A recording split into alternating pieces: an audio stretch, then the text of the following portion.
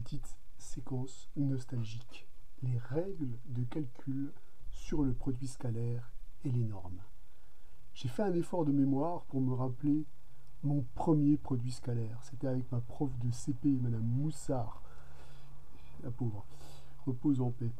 C'était le produit des nombres réels en 1978. Ma première norme et ma première distance. Avec Monsieur Caillé, mon prof de seconde, dit Le Caillon. Mon meilleur prof de maths, je pense, de lycée. Et les premières identités remarquables avec Huguette Thierry en 1984. Big Brother. Les identités remarquables du collège, ça a dû vous marquer aussi. Eh bien, en fait, ce que vous avez étudié en classe de CP, en classe de seconde, en classe de 4e, 3e, ce sont les relations fondamentales qui relient le produit scalaire et la norme associée lorsque vous travaillez dans un R-espace vectoriel particulier, l'espace vectoriel R. Ce qui paraît complètement fou, c'est que ces règles de calcul qu'on a établies dans R, on va pouvoir les établir dans n'importe quel espace pré-hilbertien réel. C'est-à-dire qu'à partir du moment où vous avez défini un produit scalaire, et si vous considérez la norme associée à ce produit scalaire, eh bien vous allez voir qu'on a les mêmes règles de développement pour le produit scalaire. La multiplication sera remplacée par la norme associée et par le produit scalaire lorsqu'il s'agit du produit de deux vecteurs, donc produit scalaire de deux vecteurs, et le carré sera remplacé par le produit scalaire de ce vecteur avec lui-même, donc par la norme de ce vecteur au carré. Donc ça sera Boubou 2020. Hein. Si on prend un espace pré-hilbertien réel, eh bien on a le même genre de développement pour le carré, puisqu'on va voir que la norme de x plus y au carré, c'est la norme de x au carré, plus 2 fois le produit scalaire de x par y, plus la norme de y au carré. Le lien entre les deux relations est quand même saisissant. La seconde identité remarquable, elle sera du même type, à la différence près pour le double produit qui est remplacé par moins 2 fois le produit scalaire de x et de y. On va voir ce qu'on appelle une identité de polarisation. Cette identité, elle nous permet de voir que le produit scalaire, on peut le définir simplement à l'aide d'une norme. Alors cette identité de polarisation n'est pas bien compliquée puisqu'elle s'obtient simplement en retranchant les deux relations qui sont ici. Puisqu'en les retranchant, on va récupérer 4 fois le produit scalaire de x et de y. Donc en multipliant par un quart de la norme de x plus y au carré moins la norme de x moins y au carré. Et enfin la fameuse identité du parallélogramme qui nous dit que la norme de x plus y au carré plus la norme de x moins y au carré est égale à 2 fois la norme de x au carré plus 2 fois la norme de y au carré. Donc on voit que les relations que vous avez appris au fil de votre cursus au primaire, au collège et au lycée sont des relations qu'on va généraliser dans un espace pré-hilbertien réel. C'est-à-dire qu'on va retrouver toutes ces relations dans n'importe quel espace vectoriel réel du moment qu'il est muni d'un produit scalaire. Donc en fait, on aura des identités remarquables qui vont être liées à tous les produits scalaires. Donc plein d'identités remarquables dans plein d'espaces vectoriels et dans plein de situations. Il faudra simplement apprendre à les reconnaître. Alors on va passer à la démonstration de cette propriété. Démonstration qui va utiliser ni plus ni moins que les propriétés fondamentales du produit scalaire. Donc la définition du produit scalaire. Avant d'entamer sa démonstration, moi je vous rappelle que lorsqu'on définit un produit scalaire, on lui associe une norme qu'on appelle la norme associée à ce produit scalaire, qui est simplement définie comme la racine du produit scalaire de x par x. Donc comme beaucoup de notions de ce type, vous avez reconnu la valeur absolue par exemple, qui se manipule mi au carré, le module qui se manipule mi au carré, eh bien ça sera pareil pour la norme. Une norme, afin d'éliminer la racine carrée, ça se manipule nettement mieux au carré. Donc là, ça tombe bien, parce qu'on a des relations qui sont déjà directement évaluées comme des carrés, mais souvenez-vous qu'une norme qui dérive d'un produit scalaire, une norme euclidienne, se manipule bien lorsqu'elle est élevée au carré. Alors passons à ces identités remarquables.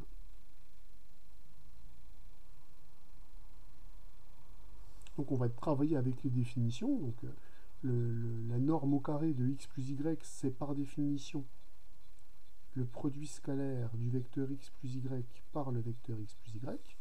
On va pouvoir développer ce produit scalaire par bilinéarité. Alors, si on le développe par rapport à la première place, on va récupérer le produit scalaire de x par x plus y, plus le produit scalaire de y par x plus y. Si maintenant j'utilise le développement par rapport à la deuxième place, la linéarité par rapport à la deuxième place, on récupère x scalaire x plus x scalaire y plus y scalaire x plus y scalaire y. Donc ça, c'est ce qu'on obtient par bilinéarité du produit scalaire. Vous remarquez que ça revient à développer comme on développe un produit. Produit scalaire de x par x, plus produit scalaire de x par y, plus produit scalaire de y par x, plus produit scalaire de y par y. Donc on obtient les règles de développement par linéarité se découlent des règles de développement d'un produit, puisque je vous rappelle qu'un produit, c'est un cas particulier de forme bilinéaire. Maintenant, on n'a plus qu'à reconnaître ici, et par définition, la norme de x au carré. Ici, on sait que le produit scalaire, il est symétrique. Donc comme le produit scalaire est symétrique, ces deux termes-là sont égaux, puisque le produit scalaire de x, y, c'est le même que le produit scalaire de y, x. Donc là, on va récupérer deux fois le produit scalaire de x par y, plus, ici, on reconnaît la norme de y au carré. Donc là, on a utilisé la bilinéarité du produit scalaire et la symétrie du produit scalaire pour récupérer une identité remarquable qui est très très proche de l'identité remarquable du produit, et pour cause, cette proximité, elle est simplement due au fait que l'identité remarquable du collège que vous avez vu, c'est une identité remarquable pour un produit scalaire particulier, le produit scalaire canonique des réels, qui est la multiplication. Pour la deuxième identité remarquable, étant donné que cette relation-là, on vient de l'établir pour n'importe quel couple de vecteurs de E. Si c'est vrai, quel que soit x, y appartenant à E, c'est vrai pour le vecteur x qui est dans E et pour le vecteur moins y, puisque je vous rappelle que si y est dans E, moins y est également un vecteur de E. Donc je vais utiliser la relation qu'on a écrite ici avec le vecteur x et avec le vecteur moins y. Donc là, je me contente de recopier la relation en remplaçant y par son opposé.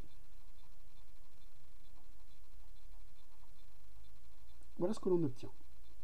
Alors, on n'est pas loin d'obtenir ce qui nous intéresse, puisque x plus moins y, c'est ce qu'on a l'habitude de noter x moins y dans un espace vectoriel. La norme de x au carré, évidemment, on ne va pas y toucher. Là, je peux utiliser la linéarité du produit scalaire par rapport à la seconde place. Donc ce scalaire-là, moins 1, je vais pouvoir le sortir par linéarité par rapport à la deuxième place. Donc on va bien récupérer moins 2 fois le produit scalaire de x par y. Et pour la norme de x le norme de moins y au carré, eh bien, je vais la calculer ici. Alors, la norme de moins y au carré, c'est le produit scalaire de moins y par moins y. Si j'utilise la linéarité par rapport à la première place, donc je vais faire sortir le scalaire moins 1 de cette place-là. Et toujours, mais en utilisant cette fois-ci la linéarité par rapport à la seconde place, on va faire sortir le facteur moins 1 ici.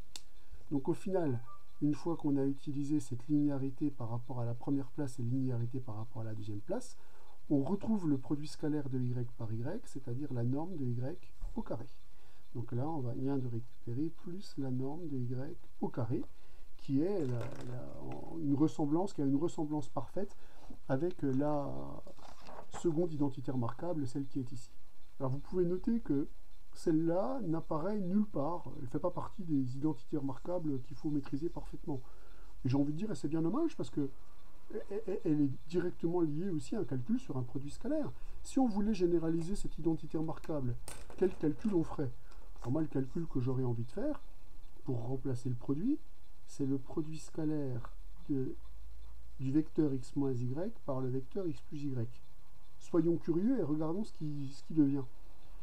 Donc, je vais encore une fois utiliser proprement les linéarités par rapport aux premières et deuxième places, hein.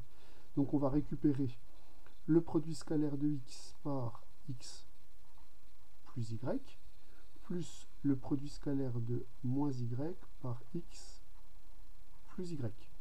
Ici, je vais développer ce produit scalaire en utilisant la linéarité par rapport à la deuxième place. On récupère le produit scalaire de x par x plus le produit scalaire de x par y.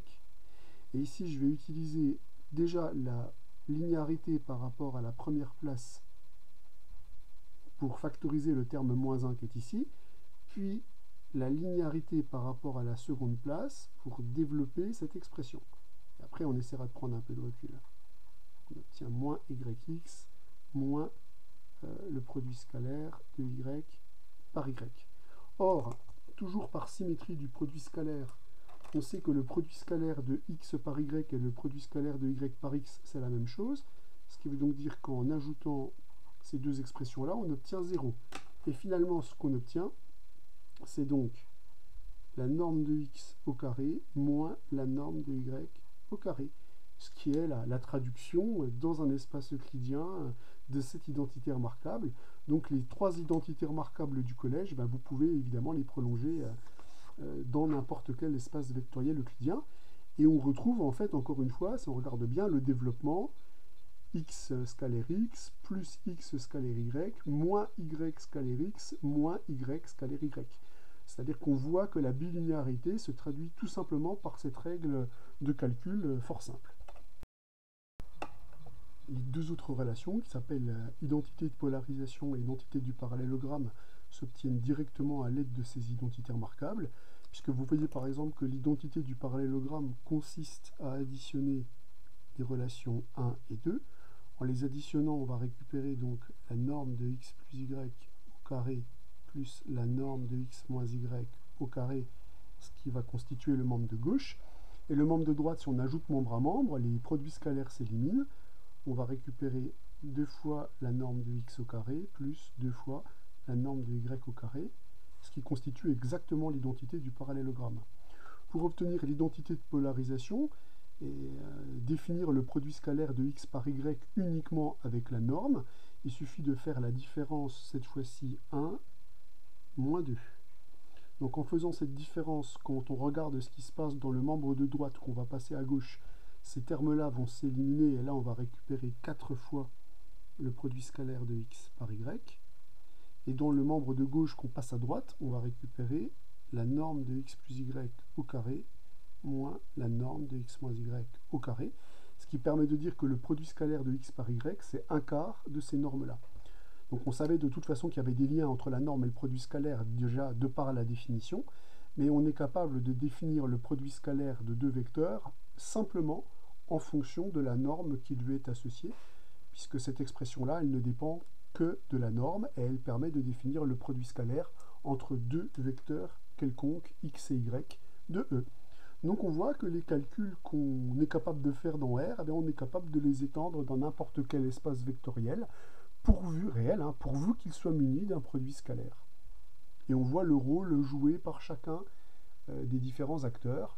Le produit scalaire remplace le produit, et le carré de la norme remplace le carré.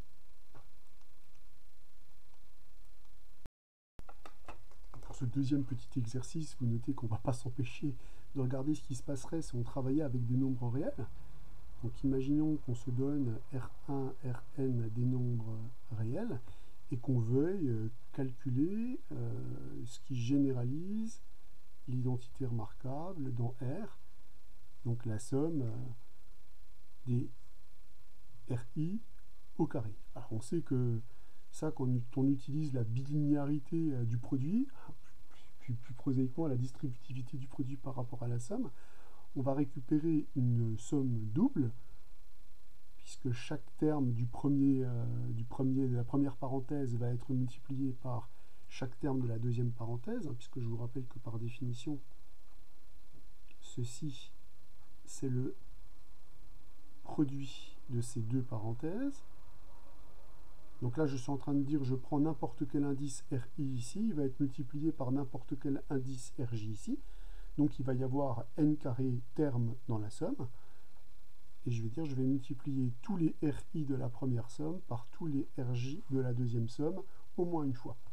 Alors si on veut écrire cette somme-là un peu différemment, c'est complètement possible, puisque on peut déjà dire, je vais déjà mettre ensemble tous les indices pour lesquels I est égal à J. Donc on va récupérer la somme pour I variant de 1 à n des RI au carré, plus ce qu'on a appelé les doubles produits. Effectivement, quand on a le produit RI, RJ, on aura son couple RJ, RI qui va se retrouver dans la somme associée. Donc ça veut dire que le motif RI, RJ, on va le retrouver deux fois. Donc on va retrouver deux fois la somme pour 1, alors il faut le prendre qu'une fois puisqu'on l'a compté deux fois, 1 plus petit que J, strictement plus petit que J, plus petit que N, de RI, RJ.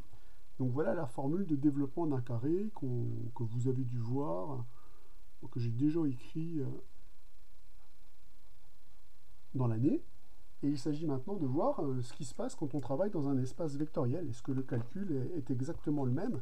Est-ce que j'ai le même genre de calcul algébrique? Bon, alors on va développer cette expression-là en utilisant les définitions.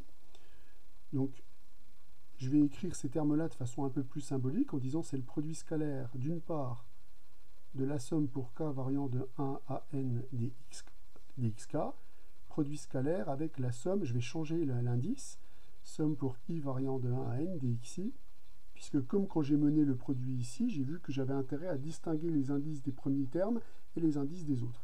Donc j'applique les mêmes règles pour développer ceci. Alors là, déjà la première chose, ça va être de développer le produit scalaire en utilisant la linéarité par rapport à la première place.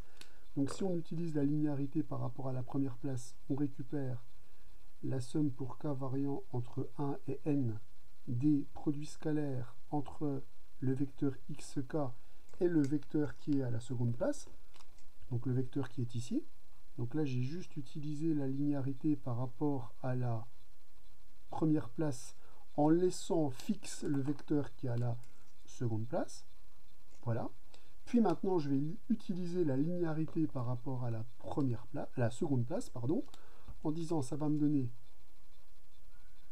la somme pour k variant entre 1 et n, puis par linéarité par rapport à la seconde place de la somme pour i variant entre 1 et n, des produits scalaires de xk par xi.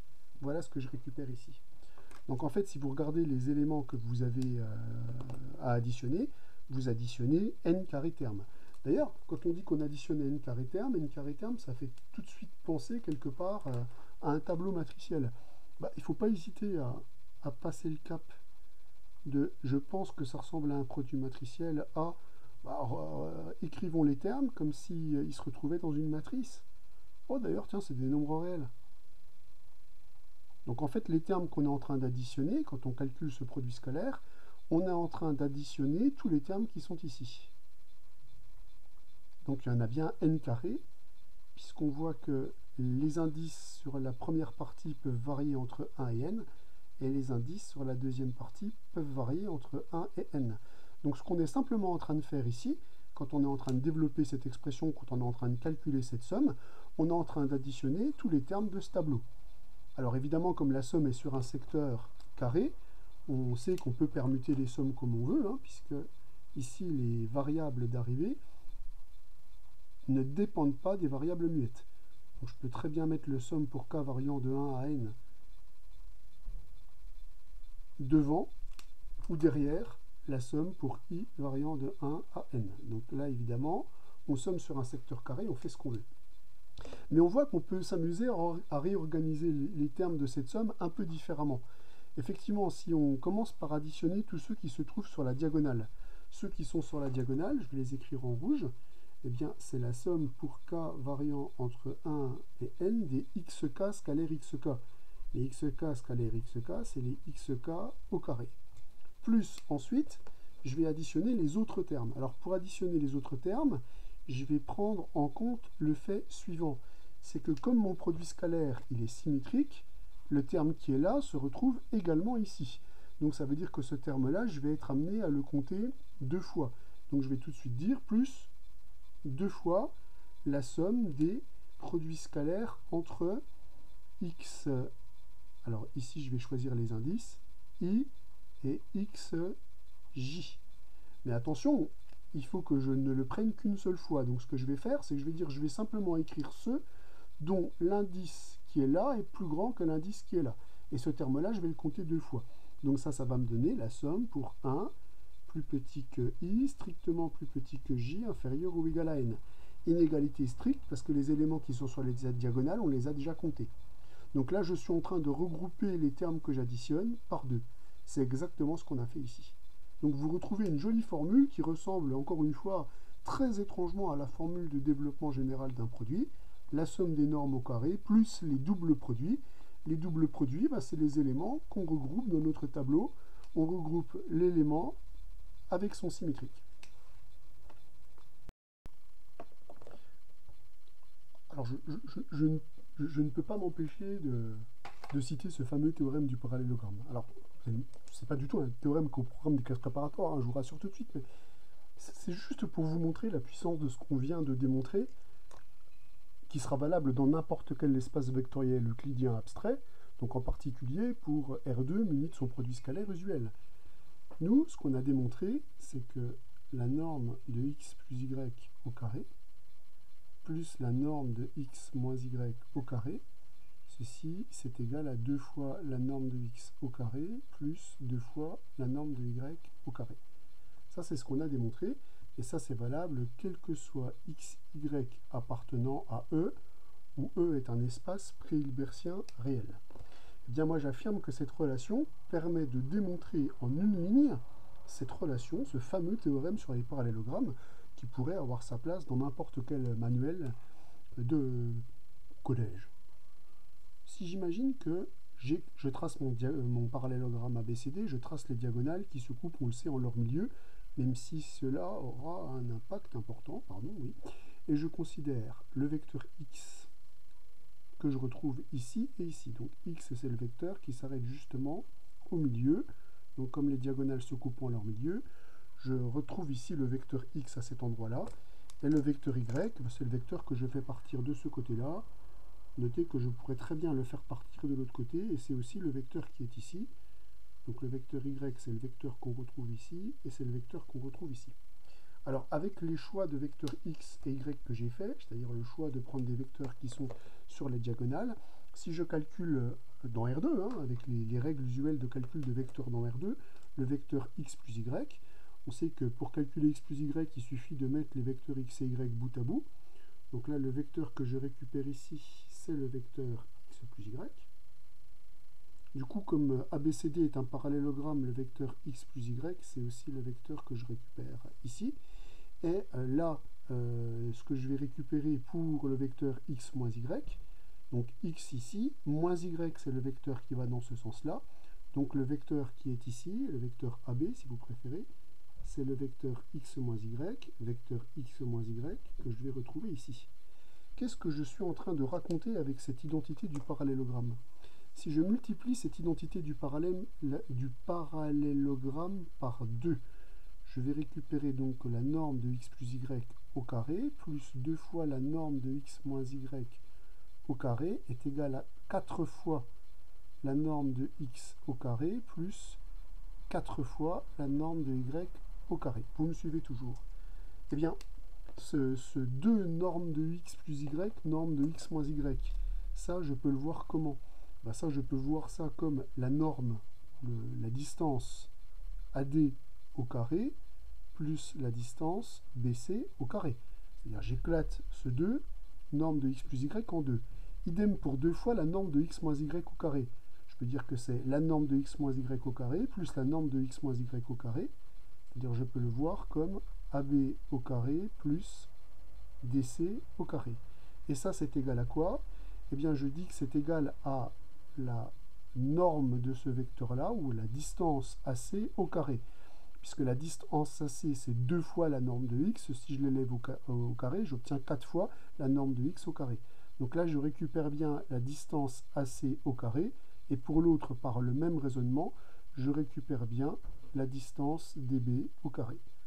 on vient donc de voir que l'identité du parallélogramme se traduit directement si je travaille simplement dans le plan R2. Hein. Évidemment, je pourrais travailler dans d'autres espaces euclidiens, mais si je travaille dans le plan R2, elle se traduit de cette façon-là, et elle me donne un théorème qui est vraiment en tout point remarquable.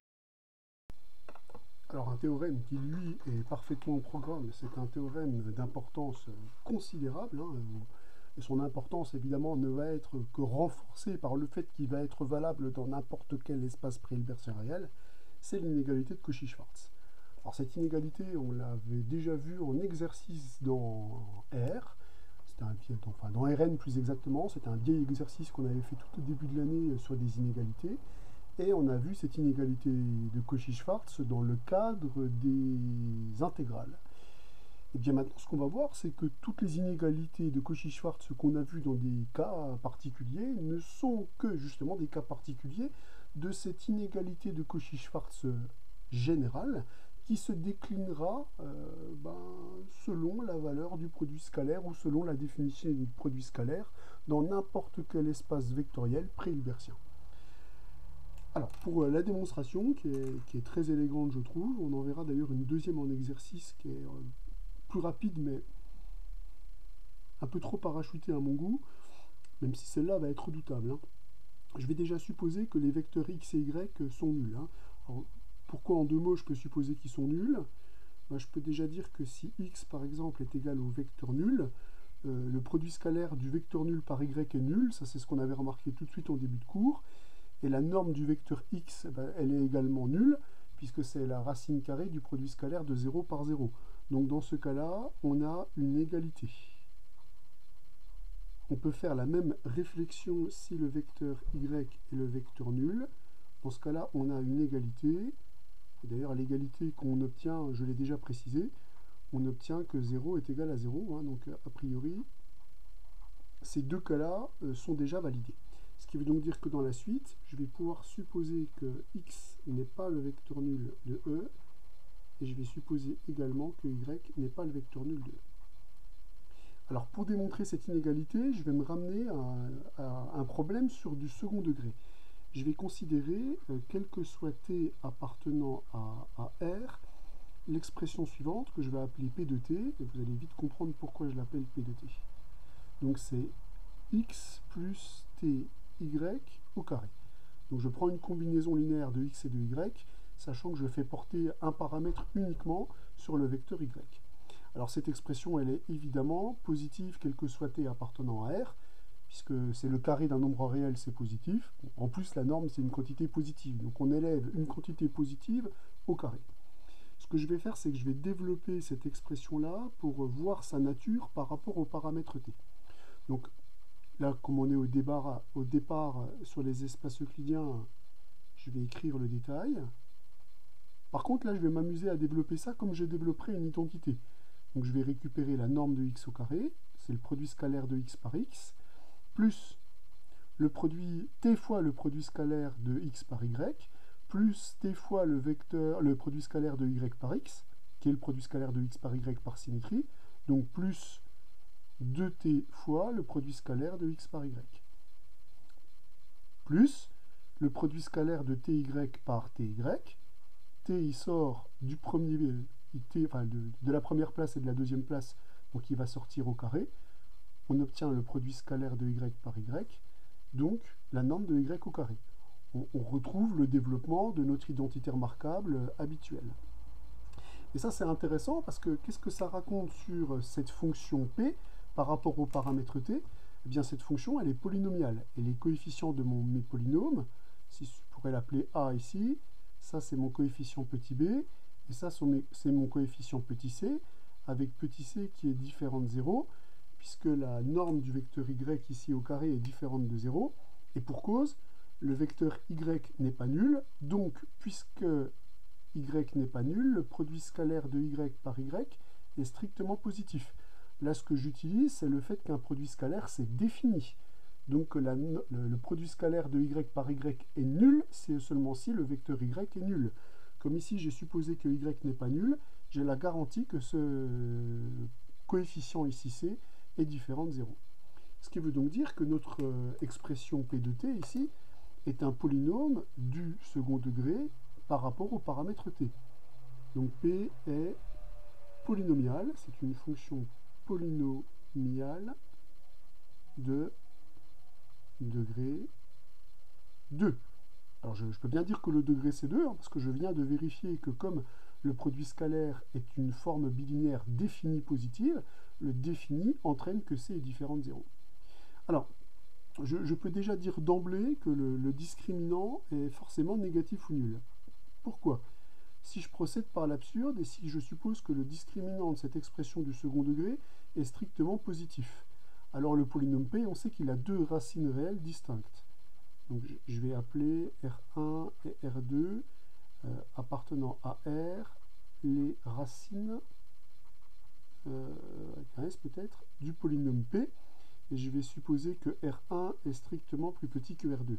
Ici, on a affaire à une fonction polynomiale du second degré par rapport à t, et si je regarde le graphe de cette expression polynomiale, vu que le coefficient dominant est positif, puisque c'est la norme de y au carré, c'est le produit scalaire de y par y, c'est un nombre strictement positif, on sait que le graphe de p, ça va être une parabole qui va être tournée comme ceci. Là, on reconnaît la racine R1 et ici la racine R2, et on s'aperçoit que si delta est positif, donc si ce R1 et ce R2 existent, ma fonction polynomiale entre R1 et R2, elle prend des valeurs strictement négatives. Donc on peut dire que quel que soit t strictement compris entre R1 et R2, on obtiendrait que P de t est strictement négatif. Ce qui est visiblement absurde, et ce qui contredit le fait que mon application P, par construction même, elle est à valeur positive ou nulle. Donc, moralité, il n'est pas possible que le discriminant soit positif, sinon on arrive à une contradiction, la contradiction qu'on vient de mettre en place ici. Donc, on obtient que le discriminant de cette équation du second degré est négatif ou nul. On va calculer ce discriminant. Le discriminant, c'est le carré de b, donc c'est 4 fois le produit scalaire de x par y au carré, moins 4 fois le nombre a qui est ici, donc la norme de x au carré, fois le poids du paramètre du second degré, la norme de y au carré. Ce terme-là est négatif ou nul. On s'aperçoit que l'on obtient donc, après élimination de 4, qui est un nombre strictement positif, donc la multiplication par un quart ne change pas le sens des inégalités, on récupère cette inégalité. En appliquant la fonction valeur absolue qui est bien définie sur des nombres réels positifs et qui est surtout croissante sur ces nombres réels, on récupère que la racine de ce terme-là est plus petit que le produit des racines. Alors la racine d'un nombre positif, c'est le nombre lui-même, donc comme les normes, c'est des quantités positives, on récupère la norme de x et la norme de y, et la racine de ce terme-là, c'est la racine d'un nombre réel élevé au carré, c'est bien sa valeur absolue. On vient bien donc de démontrer l'inégalité de Cauchy-Schwarz. Étudions maintenant le cas d'égalité. Pour le cas d'égalité, on va raisonner par analyse synthèse. On va se donner deux vecteurs non nuls. Alors je les prends non nuls, hein, parce que pour le cas où ils sont nuls, j'ai déjà vu que j'avais égalité. Hein, donc on ne cherche que le cas d'égalité lorsque les vecteurs sont a priori non nuls. Donc je me donne deux vecteurs non nuls pour lesquels j'ai l'égalité. Je constate qu'en passant au carré, je vais récupérer donc cette expression-là, qui garantit que dans le cadre de la démonstration précédente, j'obtiens que le discriminant de mon expression du second degré, cette expression du second degré, est nul.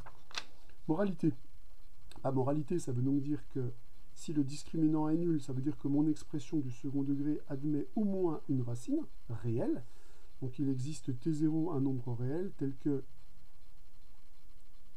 le polynôme P évalué en T0 est égal à 0, ce qui signifie que le produit scalaire de x plus t, t0 pardon, y au carré est égal à 0, ce qui signifie que le produit scalaire de x plus t0 y scalaire x plus t0 y est égal à 0. Or, on sait que le produit scalaire crochet est dit défini. Alors défini, attention, hein, c'est un sens particulier pour un produit scalaire. Défini, cela signifie que si le crochet d'un vecteur par lui-même est nul, c'est que ce vecteur est nul. Donc on récupère que x plus t0y est égal au vecteur nul de E. En d'autres termes, on vient de démontrer que x va être égal à moins t0 fois y. Ce qui permet bien de dire que x et y sont proportionnels, puisque ici t0, je vous rappelle que c'est un scalaire réel. On vient bien donc de démontrer que x est collinaire à y. X collinaire à y. Donc on vient déjà de démontrer que lorsque j'ai égalité, j'obtiens bien des vecteurs qui sont a priori collinaires. Il reste à traiter la réciproque. Est-ce que dans le cas où j'ai des vecteurs collinaires, eh bien, j'ai le cas d'égalité, donc traitons la réciproque. Donc je vais supposer que x est collinaire à y. Donc supposons que x est collinaire à y. Donc ça signifie qu'il existe un nombre alpha réel tel que x va être égal à alpha y. Et on va calculer chaque membre pour voir si on obtient bien le même résultat. Donc on va calculer la valeur absolue du produit scalaire de x par y. Je vais simplement remplacer donc x par son expression. Donc ça va me donner la valeur absolue de alpha y scalaire y.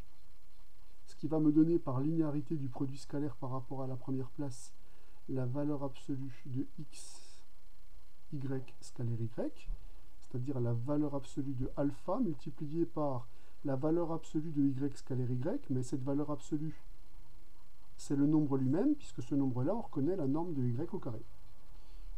Calculons l'autre membre. Donc l'autre membre, c'est norme de x fois norme de y. Donc là, on va récupérer la norme de alpha, valeur absolue de y, fois la norme de y. Donc on va calculer d'un petit peu plus près ce que c'est que cette norme de alpha y. Moi, quand je calcule une norme, je vous ai dit, je calcule toujours ça au carré. Au carré, c'est le produit scalaire de alpha y par alpha y.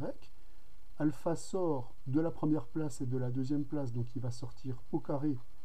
Là, on récupère le produit scalaire de y par y. On récupère donc alpha carré, norme de y, au carré. Moralité, quand on prend la valeur absolue de ce terme-là, on va récupérer la racine de alpha au carré, fois la norme de y, puisque la valeur absolue d'un nombre positif, c'est lui-même, fois la norme de y. La racine de alpha au carré, c'est la valeur absolue de alpha, et là on récupère bien la norme de y au carré. Donc on obtient bien, dans le cas où x est collinéaire à y, l'égalité entre les deux termes. Si vous supposez que y est collinéaire à x, c'est évidemment un calcul complètement symétrique, où vous allez récupérer valeur absolue de alpha, norme de x au carré, et valeur absolue de alpha, norme de x au carré. Donc évidemment, là le cas d'égalité est achevé. Pour l'inégalité de Cauchy-Schwarz, comme je vous l'ai dit, comme les normes, ça se manipule quand même nettement mieux au carré, et qu'on n'est pas fou de manipulation de valeur absolue, dans l'idéal, cette inégalité-là, on va préférer l'écrire sous cette forme-là. Alors je vous rappelle que ces deux relations sont bien équivalentes, puisqu'ici les nombres qui interviennent dans l'inégalité sont positifs, et on sait que deux nombres positifs sont rangés dans le même ordre que leur carré et réciproquement, puisque la fonction carré est une application qui est strictement croissante sur R plus étoile. Donc les deux inégalités qui sont ici, elles sont équivalentes, donc on peut aussi bien appliquer celle-là que celle-là. Évidemment, il faut les connaître les deux, mais moi, de préférence, je préfère appliquer la deuxième, puisque j'évite l'intervention de la racine carrée dans mes formules, puisque je vous rappelle que la norme de x par définition, c'est la racine carrée du produit scalaire de x par x. Donc, on évitera. Alors, deux exemples, hein, par exemple, hein, je me dis, bon bah tiens, mon inégalité de Cauchy-Schwarz, elle est valable dans n'importe quel espace vectoriel pré-hilbertien réel. Bah, je regarde deux cas particuliers. Tiens, si je me place dans Rn, c'est quoi l'inégalité de Cauchy-Schwarz dans Rn? Alors si je réécris ce que c'est que le produit scalaire usuel de Rn et la norme associée, il faut bien photographier les deux. Ça, c'est la norme au carré dans Rn canoniquement euclidien, et ça, c'est le produit scalaire de ces deux vecteurs de Rn. Voilà ce que donne l'inégalité de Cauchy-Schwarz. La somme des produits au carré est majorée par le produit de la somme des carrés. Très jolie inégalité. Si on se place dans l'ensemble des fonctions continues sur le segment AB à valeur dans R, que l'on munit de son produit scalaire usuel qu'on a travaillé ce matin, et de sa norme associée, que j'ai écrite au carré pour éviter l'apparition des racines, regardez ce que donne l'inégalité de Cauchy-Schwarz. C'est l'inégalité qu'on avait vue dans le cours d'intégration. Donc on voit bien que le théorème qu'on vient de démontrer, le théorème 6, est un théorème qui permet de généraliser considérablement ce qu'on a pu voir. Nous, ce qu'on avait vu quelque part, c'était l'inégalité de Cauchy-Schwarz, où on avait bricolé des démonstrations dans des cas particuliers. Mais c'est fini ce temps-là. Maintenant, on a une inégalité de Cauchy-Schwarz qui est valable dans n'importe quel espace vectoriel pré-hilbertien réel. Et j'ai une inégalité de Cauchy-Schwarz par produit scalaire. Donc on a plein d'inégalités fort sympathiques qui vont tomber. Pour cet exercice-là, on va démontrer cette inégalité. Alors, cette inégalité qui doit nous faire d'emblée penser à l'inégalité de Cauchy-Schwarz. Quand on voit apparaître des racines carrées comme ça dans des inégalités dans un contexte d'espace vectoriel, on verra qu'il n'y a guère que l'inégalité de Cauchy-Schwarz qui permet de valider ce genre de choses. Mais maintenant qu'on a tous les attributs, on va dire, de Cauchy-Schwarz, c'est la question qui va se poser, c'est pour quelle structure euclidienne on va travailler. Donc là, véritablement, vu que la matrice A est dans Sn2R, l'espace vectoriel qui semble être le bon espace vectoriel de travail ici, c'est l'espace vectoriel Mn2R. La première des choses, ça serait de regarder la structure euclidienne canonique de Mn2R, qui fait référence au produit scalaire qu'on a vu dans notre cours, le produit scalaire de Frobenius. Donc on sait que E est un espace qui est pré-hilbertien réel, il est même euclidien puisque de dimension finie. On va retenir pré-hilbertien réel, muni du produit scalaire suivant, le crochet de deux matrices A et B, c'est la trace de la transposée de A fois la matrice B. A et B étant des matrices de Mn2R. Ce que j'ai immédiatement envie de faire, c'est d'appliquer l'inégalité de Cauchy-Schwarz relativement à ce produit scalaire pour voir la tête qu'elle a. C'était ce qu'on avait fait quand on avait travaillé dans Rn et travaillé dans l'ensemble des fonctions continues. On avait tout de suite regardé que donnait l'inégalité de Cauchy-Schwarz pour ces produits scalaires particuliers. Curieusement, on ne l'avait pas fait pour le produit scalaire de Frobenius. Donc que donne cette inégalité de Cauchy-Schwarz? Il y a cette inégalité de Cauchy-Schwarz, elle nous dit que pour tout AB appartenant à Mn2R, la valeur absolue de ce produit scalaire est donc majorée par la norme de A fois la norme de B, et ceci pour tout AB appartenant à Mn2R. Si j'écris ça avec maintenant la définition du produit scalaire, on va donc récupérer que la trace de transposée de A fois B est majorée par la racine carrée de la trace de transposée de A fois A, racine carrée de la trace de transposée de B fois B. Donc cette relation-là, qui est valable quel que soit AB appartenant à Mn2R, c'est l'expression de l'inégalité de Cauchy-Schwarz dans l'espace euclidien Mn2R pourvu du produit scalaire naturel de Frobenius. Voilà ce qu'on a.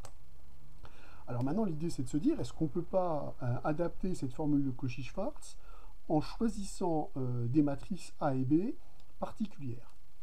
Alors, vu que je dois faire disparaître la transposée et que je dois faire apparaître la trace de A, l'idée, ça serait peut-être de choisir ici comme matrice A la matrice identité, qui est bien une matrice de Mn2R, d'une part.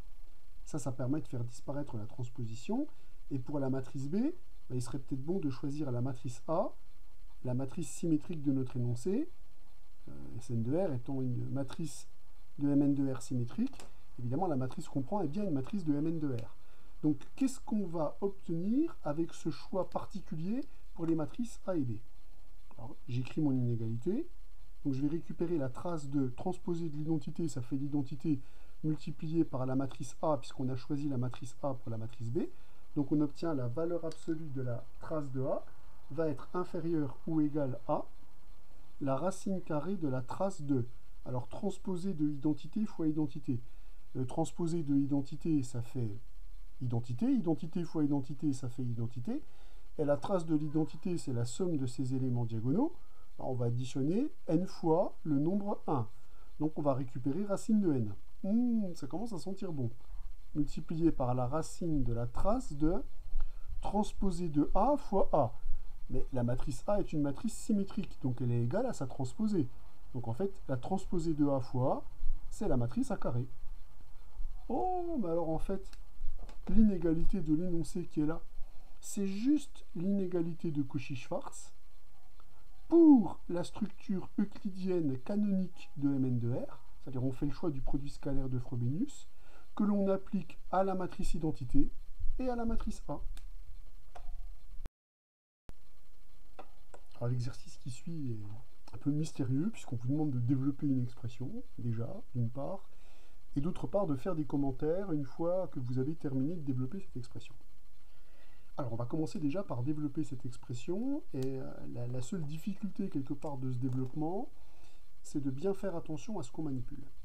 Donc cette expression, je vais lui donner un nom, je vais l'appeler grand A, et bon, avant d'utiliser comme ça directement les identités remarquables, je vais déjà écrire la définition et m'appuyer sur les définitions, et a posteriori, on regardera ce que donnent les identités remarquables. Donc j'écris que la norme d'un vecteur au carré, par définition, c'est le produit scalaire de ce vecteur par ce même vecteur. Alors là, il va être intéressant quand on va développer justement ce produit scalaire, de bien faire attention à ce qu'on manipule, puisqu'on sait qu'un produit scalaire c'est bilinéaire, donc qu'est-ce qui est scalaire, qu'est-ce qui est vecteur? Ça va être important. Alors, si j'examine de plus près cette relation-là, la norme de y au carré, c'est évidemment un scalaire. Par contre, le vecteur x, lui, c'est un vecteur. Le produit scalaire de x par y, c'est un scalaire, c'est un nombre réel. Et le vecteur y, comme son nom l'indique, c'est un vecteur. On peut bien entendu faire exactement les mêmes constatations avec le deuxième membre, puisqu'il y est identique. Si j'applique la linéarité du produit scalaire par rapport à sa première place, on va donc récupérer le scalaire, norme de y carré, produit scalaire de x par le vecteur qui est ici, donc le vecteur total, donc le vecteur norme de y carré x moins le produit scalaire de x par y, moins le produit scalaire de x par y, donc scalaire le vecteur y scalaire le gros vecteur qui est ici, qui lui ne change pas.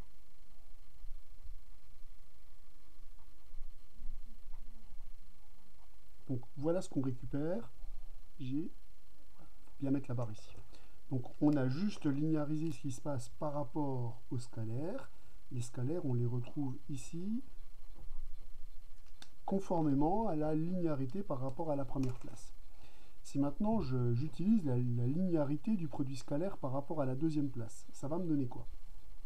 Alors ça va me donner le scalaire qui va sortir ici, ce qui veut donc dire que la norme de y au carré, elle va être multipliée par la norme de y au carré, donc on va récupérer la norme de y à la puissance 4, x scalaire x, moins la norme de y au carré multiplié par le produit scalaire de x par y, qui est un vecteur, multiplié par le produit scalaire de x par y. Donc ce produit scalaire de x par y, on va l'obtenir au carré.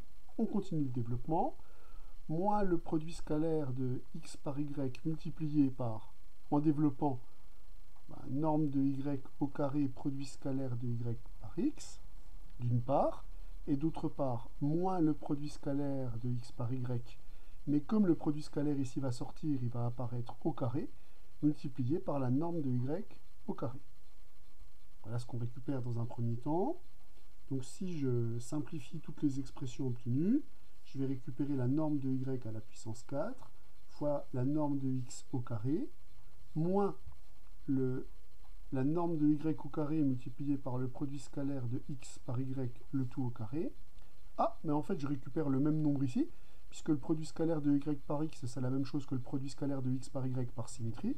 Donc ce terme-là, je vais le récupérer deux fois, plus le produit scalaire de x par y au carré, fois la norme de y au carré. Ah bah non, en fait, j'ai été un peu rapide. En fait, ce terme-là, on le récupère donc juste moins une fois. Donc tout calcul fait,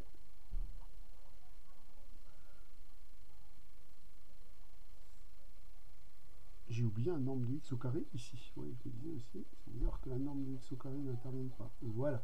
Donc tout calcul fait, voilà l'expression qu'on récupère, puisque là j'ai le terme, moins 2 fois ce terme-là, donc il va rester juste moins une fois.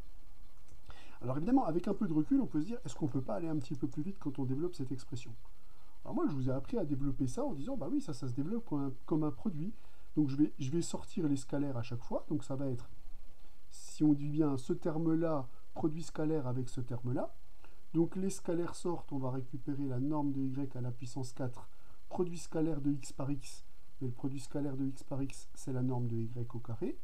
Okay. Comme je développe au carré, je vais récupérer moins 2 fois le double produit. Alors le double produit scalaire de ce terme-là par ce terme-là. Donc je sors les scalaires. Et il me reste donc le produit scalaire des deux termes qui sont ici. Le produit scalaire de x par y, qui fait que ce terme-là va se trouver au carré, plus le carré du dernier terme, le carré au sens scalaire. Donc j'ai les produits scalaires de x par y, produit scalaire de x par y qui sort, donc il va sortir au carré, multiplié par la norme de y au carré. Donc voilà ce qu'on obtient en développant cette expression de façon un peu plus professionnelle, on va dire. Et quand on simplifie notre expression, on récupère bien un moins norme de y carré, produit scalaire de x par y au carré, plus le même terme. Donc ce terme, il va juste apparaître moins une fois. Donc voilà l'expression si on la développe de façon un peu plus professionnelle. Hein. Mais encore une fois, on est au début, on fait attention aux vecteurs, aux scalaires, et après on se lance, on se dit est-ce qu'on ne peut pas aller un petit peu plus vite pour se forger nos règles de calcul. Alors maintenant on vous dit commentaire. Commentaire, eh bien commentaire, moi j'ai l'impression que ça me permet de démontrer Cauchy-Schwarz directement. Je m'explique. Le nombre A qui est là, c'est une norme au carré. Donc le nombre A, c'est un nombre qui est positif ou nul. Mais dire que ce nombre est positif ou nul, c'est dire quoi? C'est dire que la norme de y à la puissance 4 fois la norme de x au carré est supérieure ou égale au nombre qui est ici, c'est-à-dire la norme de y au carré multiplié par le produit scalaire de x par y au carré. Si je suppose y différent du vecteur nul, je sais que la norme sera différente de 0, on l'a déjà expliqué tout à l'heure, puisque la norme de y au carré, c'est le produit scalaire de y par y.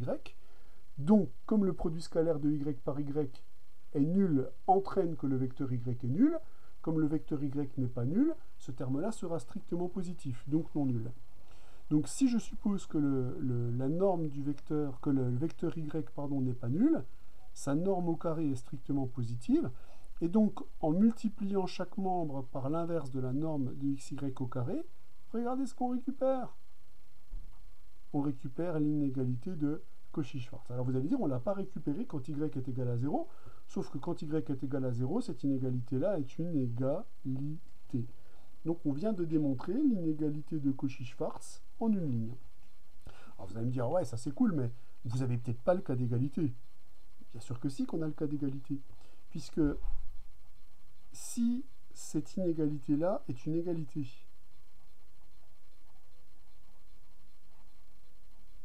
donc si cette inégalité est une égalité, ça veut donc dire que ce terme-là est égal à 0, puisque là j'ai des égalités partout. Ce terme-là est égal à 0, ça veut dire quoi? Ça veut dire que la norme de ce vecteur est égale à 0. Or, on a vu que la norme d'un vecteur au carré est nulle si et seulement si ce vecteur est nul. Donc si ceci est une égalité, ça veut donc dire que la norme de y au carré x moins le produit scalaire de x par y fois y est égal à 0. Ça veut donc dire que la norme de y x moins le produit scalaire de x... Ben, je vais réécrire la même chose. Crétin. Ben, je l'aurais écrit, tant pis.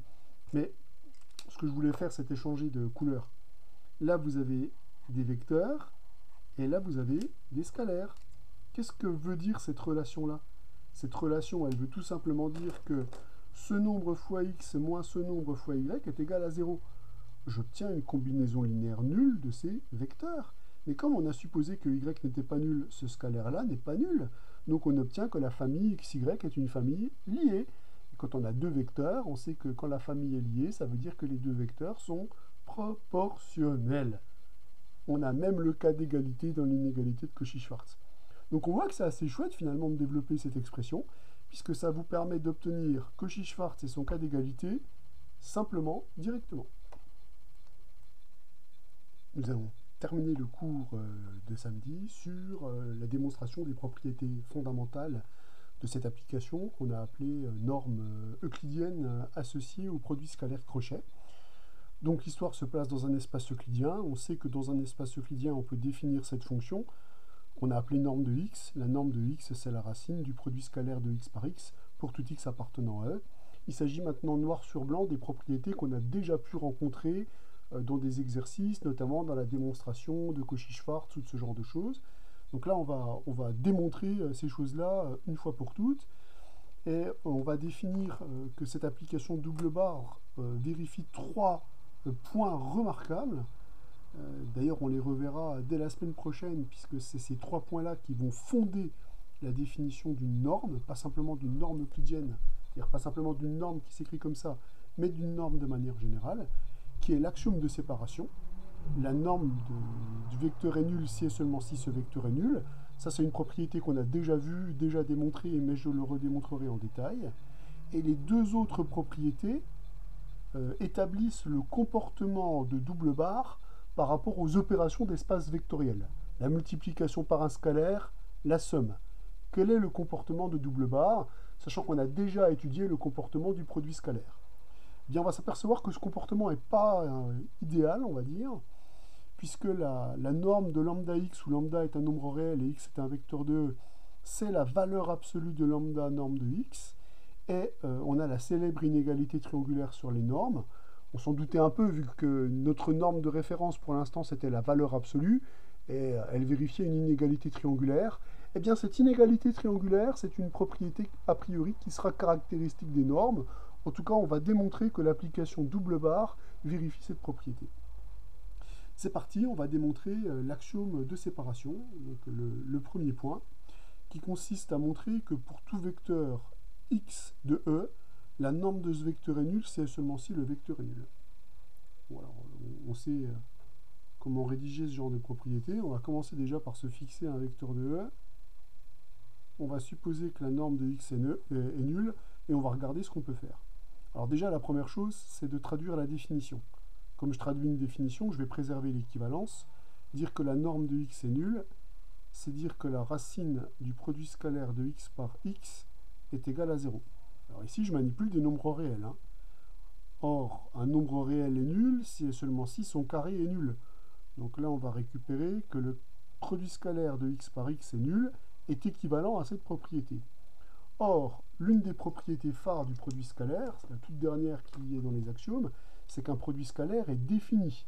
Et on sait justement que le crochet de x par x est nul si et seulement si le vecteur x est le vecteur nul de E. Donc on peut bien, en raisonnant par équivalence, obtenir que la norme d'un vecteur est nulle si et seulement si ce vecteur est nul lorsque double barre est défini de cette façon-là. Donc l'axiome de séparation est acté. Deuxième propriété, l'axiome d'homogénéité. Donc comme d'habitude, on va fixer lambda un nombre réel quelconque, et on va fixer x un vecteur de E, toujours quelconque, et nous allons calculer la norme de lambda x. Alors, soit on applique la définition, soit on l'élève au carré, il y a plusieurs écoles. Là, écoutez, je vais appliquer la définition. J'applique la définition, donc ça c'est lambda x scalaire lambda x, par linéarité du produit scalaire par rapport à chaque place. Je peux sortir lambda de la première place, et je peux sortir lambda de la seconde place. Donc, qu'est-ce qui va sortir de cette expression? Il va sortir lambda carré, produit scalaire de x par x. La racine carrée est une puissance. Les puissances sont des fonctions multiplicatives. Donc, on va récupérer la racine de lambda carré multipliée par la racine du produit scalaire de x par x. Lambda est un nombre réel, donc la racine de lambda carré, c'est sa valeur absolue. Et la racine du produit scalaire de x par x, par définition, c'est la norme de x, définition qui est indiquée ici. Donc là, on a bien pu, avec la définition, obtenir ce qu'on appelle l'homogénéité, le comportement de la norme par rapport à la multiplication par un scalaire. Reste maintenant à démontrer l'inégalité triangulaire. Alors pour démontrer ces inégalités-là, en général, on se ramène à 0, mais là c'est probablement un peu prématuré. Il faut peut-être un petit peu préparer cette inégalité pour chasser les racines carrées de ces inégalités.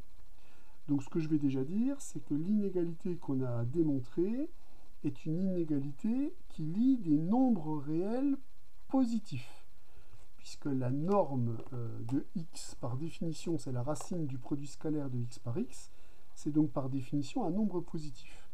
Je vais donc préserver l'inégalité. Si vous préférez, je vais obtenir une inégalité équivalente en appliquant la fonction carré, puisque la fonction carré est une fonction qui est strictement croissante sur R+. Or, j'applique bien ma fonction sur des nombres positifs. Donc, montrer cette inégalité revient à montrer l'inégalité suivante. Donc, maintenant que j'ai chassé les racines carrées du jeu, maintenant, eh bien, je vais me ramener à 0. Et je vais démontrer cette inégalité. Pour ça, je vais calculer la différence. Donc, si je calcule la différence entre le terme qui est ici, qui est élevé au carré, que j'ai déjà développé,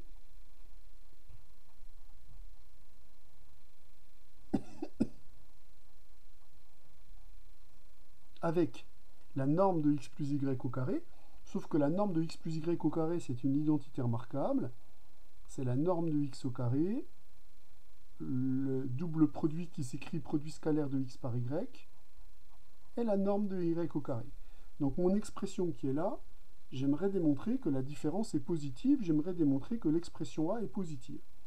Donc je calcule cette expression, je constate qu'il y a quand même des simplifications, puisque le terme qui est ici se simplifie avec ce terme-là, le terme qui est ici se simplifie avec ce terme-là. Il ne nous reste donc plus que 2 facteurs de norme de x fois norme de y moins le produit scalaire de x par y.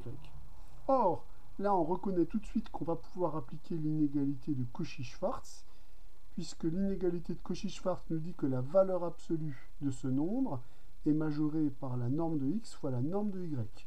Or, la valeur absolue d'un nombre réel, je vous rappelle que c'est le max de ce nombre et de son opposé.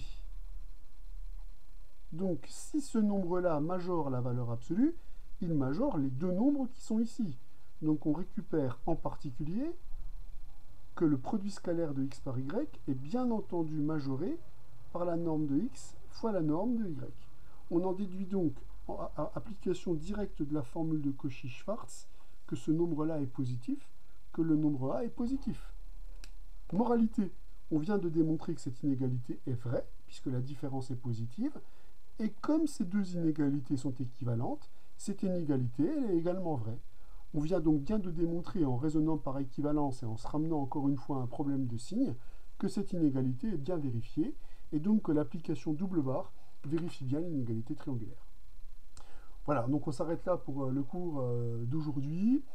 La semaine prochaine, on verra que les outils produits scalaires et normes vont nous permettre de définir une distance sur notre espace vectoriel par le même genre de relation qu'on a défini une formule sur les nombres, une distance sur les nombres réels. Et on verra ce qui fait l'intérêt majeur d'un produit scalaire, c'est de parler d'orthogonalité. Et on verra que l'orthogonalité va dépendre du produit scalaire. Et donc de la base, puisqu'on sait construire des produits scalaires sur mesure par rapport à une base donnée. À la semaine prochaine. Bon week-end. Faites des maths. Beaucoup de maths. Encore des maths.